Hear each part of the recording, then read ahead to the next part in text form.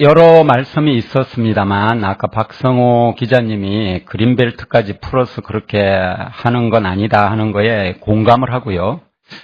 그린벨트면 뭐 반드시 안 된다 이런 거는 꼭 아닙니다. 그거는 근데 사회적인 합의가 그야말로 잘 돼서 거의 100% 공유했을 때, 그러면서도 또 공공성을 또 보장받을 때 가능하다고 생각하고요.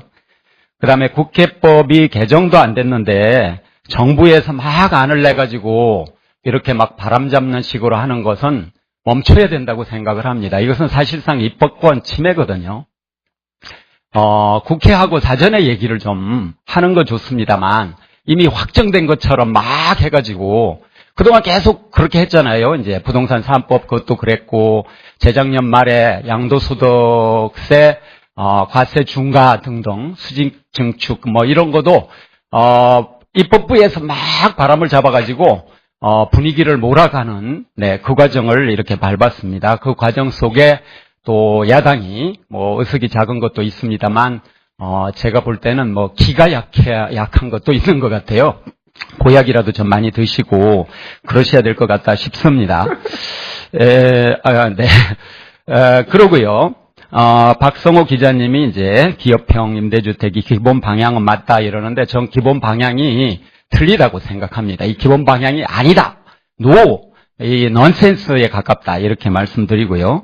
이창무 교수님이 순수 월세와 다르다는 걸 자꾸 강조하는데요. 이제 저는 다르긴 다른데 분명히 우리는 전세 또 반전세가 발달되어 있으면 이 발달되어 있는 거에 맞추어서 제대로 정책을 펴는 이래서 국회가 필요한 것이고 정치가 필요한 것 아니겠습니까? 근데 이런 문제에 대한 뭐 제대로 된 대응이 없고 그냥 분위기 따라 막 가고 관료가 뭐 내놓고 그러면 이제 그거에 따라서 거의 한 6개월 1년 후엔 결정돼 버리는 그러니까 관료 독재의 나라이면서 또 건설 자본이나 이런 힘센 자본의 어떤 나라인 거를 곳곳에서 드러내는 그거 기업형 임대주택도 바로 그렇지 않나 생각이 듭니다. 제가 이제 드리고 싶은 말씀을 이제 좀 드리면요. 근본적인 문제점은 공공성을 훼손하는 것입니다. 이 주거권이라고 하는 게 공공성을 가지고 있는 것이잖아요. 여러분도 다 인정하시잖아요.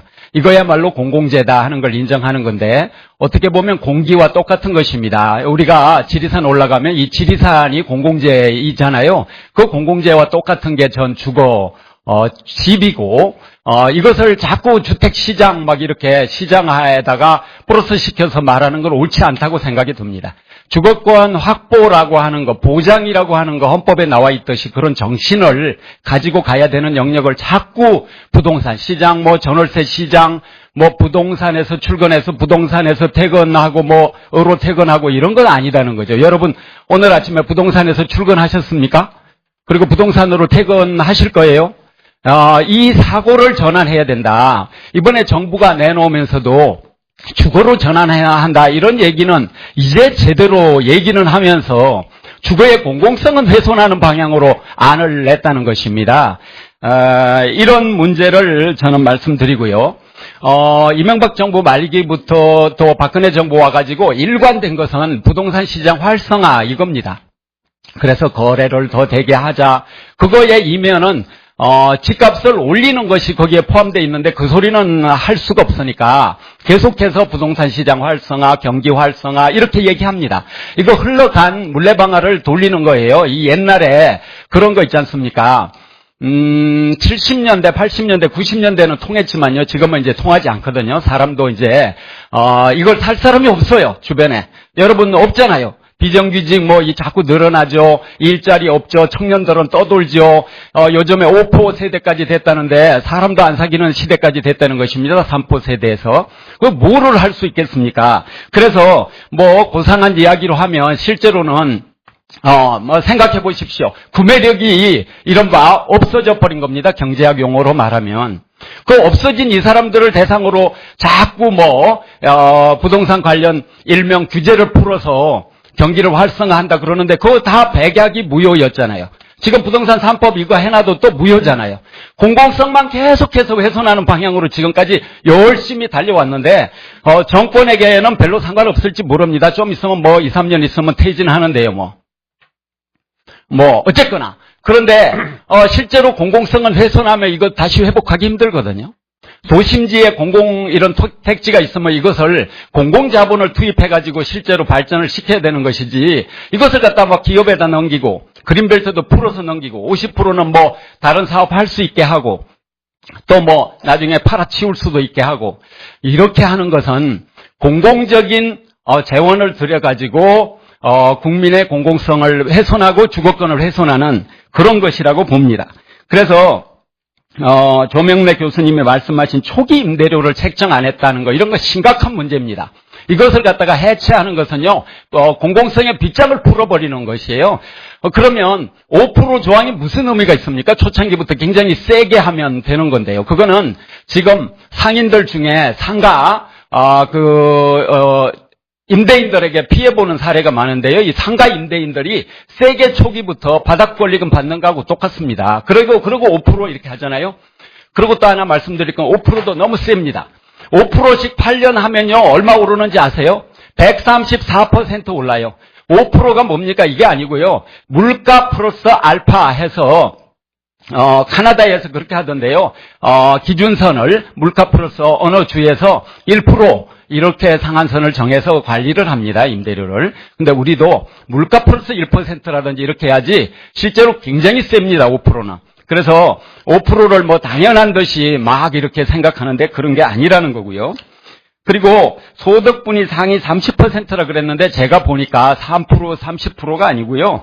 극소수만의 혜택을 보는 겁니다. 이거 다 공급해도 정권 기간 동안 한 5년 동안 한 10만 호 공급될 것 같아요. 그러면 세입자는 800만 명인데 공공임대주택 거주자 100만 빼면 700만이잖아요. 700만 중에 그러면 10만 명 빼면 얼마 남습니까? 690만 명은 대책이 없는 겁니다. 그러니까 이 10만 명, 이들 뭔가 이 조건을 갖추자고 이렇게 한다, 이렇게 하는데요. 그거 아니라고 보고요.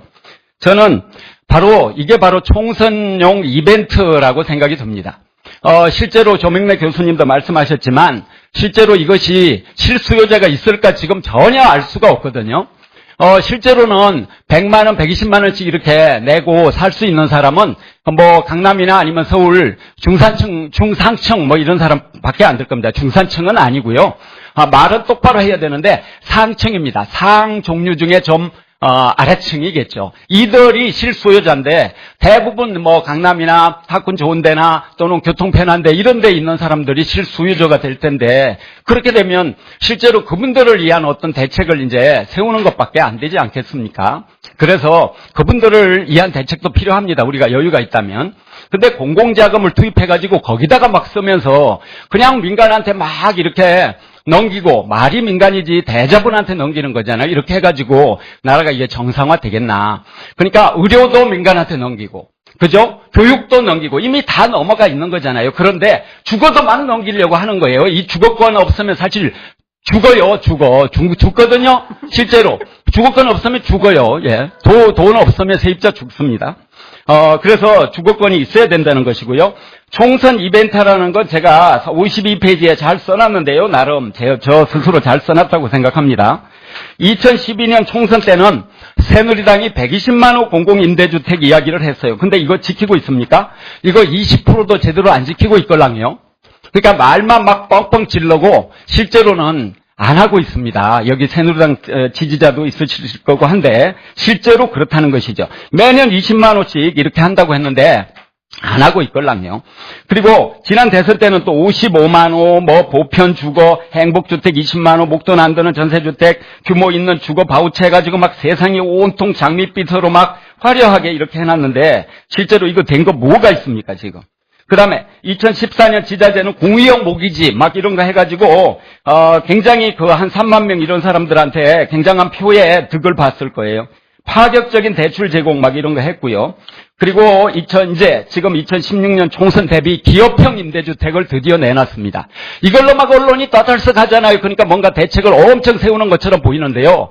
현 정부가 처음에는 막 이런 거 풀어주면 활성화되니까 일단 뭐 전세 물량이 많이 나올 것이다 이렇게 얘기했어요. 그거 안 되니까 빚내서 집 사라 그랬습니다. 그거 안 되니까 전세 이거 빚내줄 테니까 전세 또 이거 이용해라. 전세업 입자는. 그 다음에 월세주택도 이 사람들도 빚내서 이용해라. 여기까지 가다가 갑자기 또 이걸 꺼내놓은 거예요. 네. 이렇게 됐습니다. 그동안에 자기가 제대로 정책 실현 못하고 공약 안 지킨 거 이런 거에 대해서 정말로 잘못했다 이렇게 하는 사람 좀 약속 잘 지키는 사람, 원칙 잘 지키는 사람 좀 있으면 좋겠어요. 근데 지금 그런 사람 없잖아요. 원래도 뭐 별로 없긴 했지만 없어도 지금 너무 엇걸랑해요. 지금 이 시대가 이렇게 돼버린 게 정말로 문제입니다. 기업형 임대주택의 긍정성은 딱 한 가지 있습니다. 보증금 보장 가능성 90%. 뭐 이거면 어때요? 이것도 좋긴 하죠. 그러나 정말로 30%라고 아까 했지만 실제로는 10만 명에게 일부 제공하는 이것밖에 없고요. 그 다음에 기업형 임대주택의 부정적인 측면은 주거의 공공성이 없다. 민간한테 막 넘기면서 말씀 이렇게 하고 계시고요. 그 다음에 대기업 부동산업자에 대한 특혜로 점철되어 있다. 아까 그 점철이 안 돼 있다고 말씀하시는데 저희가 볼 때는 엄청 그렇걸랑요. 그래서 아까 강경환 실장님은 뭐 안 그렇다 그러는데 물론 기업하는 분 입장에서 그렇게 볼 수 있죠. 제가 기업하면 또 그렇게 말할 겁니다. 근데 이제 실제로는 전혀 그렇지 않거든요. 우리가 볼 때는 막 훼손하거든요. 막막 퍼주는 거거든요. 마구마구 퍼주고 팍팍 퍼준다. 저 이렇게 말하고 싶어요. 뭐 법인세 100% 이런 거 뭐 면제하는 것도 있고요. 여러 가지 많습니다. 그래서 저의 대안으로 말씀드리게 보겠습니다. 53페이지인데요. 대안은 공정임대료 제도를 도입해야 된다. 그래서 이거는 뭐 전월세 상한제라고도 표현했지만 공정임대료 예를 들면 카나다처럼 물가 플러스 1% 이걸 상한으로 예를 들면 해야 된다 이런 말씀이고요. 그리고 상한제를 하더라도 저희는 연 3.3% 이야기하고 있습니다. 그 다음에 지속거주권인데 우리는 3년 해가지고 9년 거주권을 저희 세입자협회는 주장하고 있고요. 그래서 새정치연합이 4년 지속거주권 이건 너무 짧습니다. 새정치연합 그러시면 좀 곤란합니다. 10년 살게 이렇게 해야 됩니다. 그래서 4년은 좀 짧아요. 초등학교 들어갔다가 4학년 때 이사 가야 되는데 뭐 애들이 뭐 막 이리저리 옮겨야 되는 뭐 그런 대상은 아니잖아요. 한 지역의 마을에서 커뮤니티 이루고 살고 행복하게 살고 친구 사귀고 이럴 자유가 충분히 있고 권리가 있습니다. 200만 호 주택을 확보해야 된다 이런 생각입니다. 이러면 막 까무라치시는데 그렇지 않습니다. 국민연금 이런 것을 도입해서 아까 5% 세후 이익 보장하면요. 국민연금에다가 5% 세후 이익 보장하면 얼마나 좋습니까? 공공성 확보되죠. 국민이 살찌죠. 또 주거 공공성도 지속적으로 확보되죠. 공공임대주택이 국민임대 기준으로 하면 30년 거주권을 보장하고 있거든요. 그러니까 이 8년 거주 이런 거 안 됩니다. 한번 들어가면요 쭉 살게 해야죠. 네덜란드처럼 뭐 다른 나라 유럽 나라처럼 쭉 살게 해야 됩니다.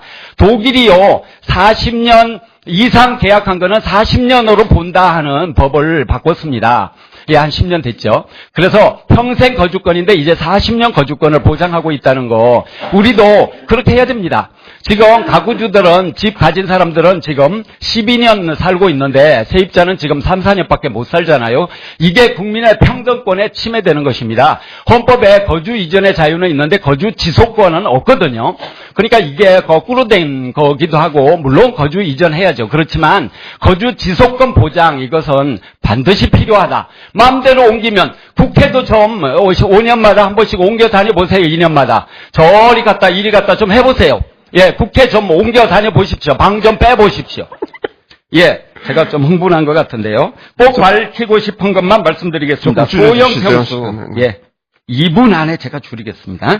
실평수 15 내지 20평대 소형주택을 다량 확보해야 됩니다.